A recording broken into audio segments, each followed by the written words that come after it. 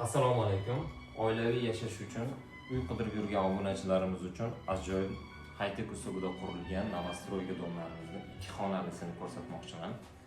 Keling, obzorni birinchi bo'lib sanuzeldan boshlasak.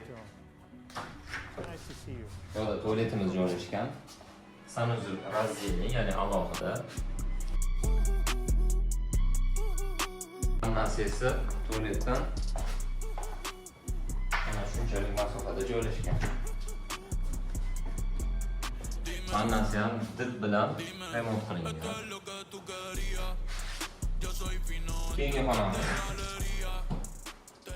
spalni xonasi. Ko'rib turgan barcha buyumlaringiz mana shu xonada qoladi. Bemalol kelib, ko'chib kelib yashash kerak xolos.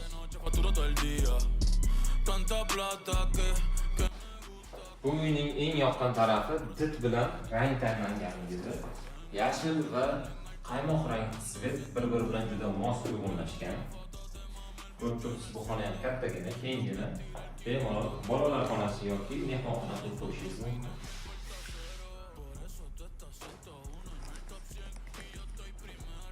Va nihoyat uy bekalarimizning eng sevimli xonasi bu oshxona. Oshxonamiz ham kengina. Hamma sharoitlari mavjud. Холодильник deysizmi?